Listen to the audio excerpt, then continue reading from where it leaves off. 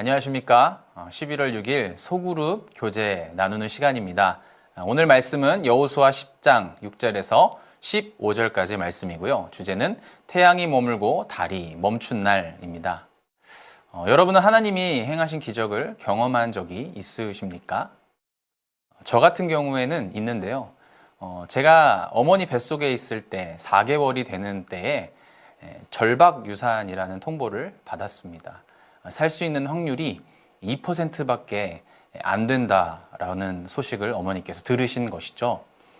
어머니께서 정말 금식하면서 그 마음을 하나님 앞에 쏟아 놓으셨다고 합니다. 하나님, 저희 아이 살려주시면 하나님께서 원하시는 대로 쓰임 받도록 하나님께 이 자식을 드리겠습니다.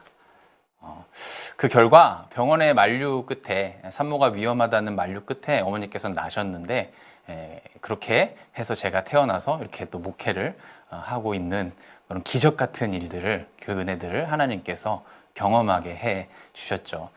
우리는 이처럼 하나님이 하셨습니다 라고 밖에 설명할 수 없는 그런 경험들이 있을 것입니다. 아니면 지금 현재 하나님의 기적이 아니면 해결할 수 없는 문제가 있을 수도 있고요.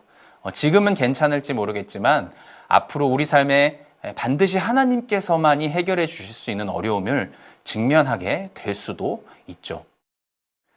그런 저와 여러분에게 오늘 본문이 말해주는 교훈은 무엇일까요? 오늘 본문에서 이스라엘은 아모리 연합군과의 전쟁에 직면합니다. 하나님은 이때 이스라엘을 위한 기적을 베풀어 주시죠. 그럼 함께 본문 연구를 통해서 이 내용을 살펴보도록 하겠습니다. 먼저 본문 연구 첫 번째 질문입니다. 하나님께서는 어떤 방법으로 적들을 이스라엘 손에 넘겨주셨습니까? 먼저 11절을 보시면요. 우박을 통해 아모리 군대를 공격하시죠. 본문은 이스라엘 군대의 죽은 자보다 우박의 죽은 자가 더 많았다라고 말합니다. 그리고 또 하나님께서는 어떤 방법으로 이스라엘을 도우십니까? 네. 태양과 달을 멈추시죠. 이것은 이 전쟁이 이스라엘의 노력이 아니라 이스라엘의 힘이 아니라 전적인 하나님의 일하심으로 승리한다라는 것을 보여주는 것입니다. 여러분, 우리 삶에도 끝도 없는 전쟁을 치르죠. 입시도 전쟁이라 그러고요. 취업도 전쟁이라 그러고 연애도 육아도 이제 좀 끝났다 했더니 이제 부부가 전쟁을 합니다. 그것으로 끝날 줄 알았는데 다시 내 자식이 낳은 자식을 키워하는 전쟁. 끝도 없죠. 회사에서, 관계 속에서 전쟁.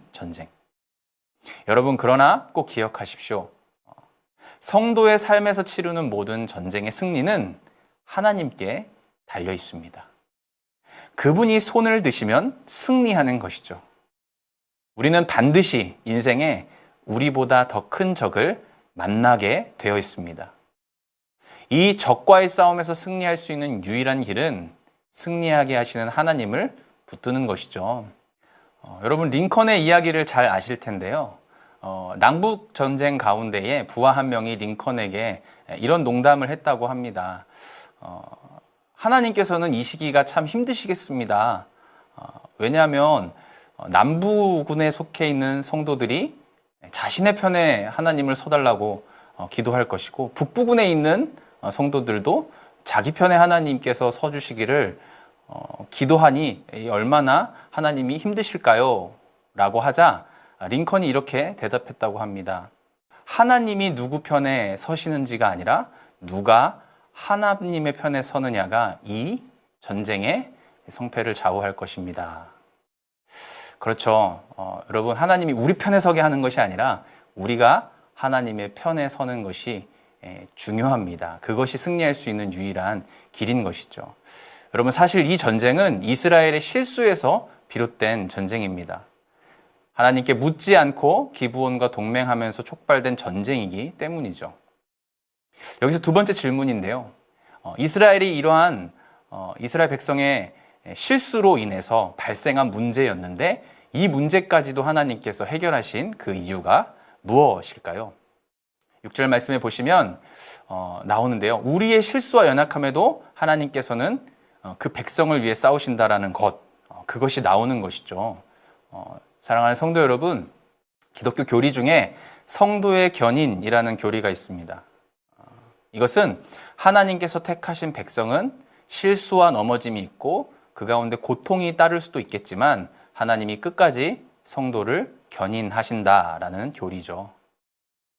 우리의 실수와 연약함에도 불구하고 하나님은 그 백성을 위해 싸우신다는 것이 바로 오늘 본문이 말해주는 복음인 것입니다. 여러분, 그 이유가 뭘까요? 이것이 바로 본문 연구 3번의 질문과 연결이 되는데요.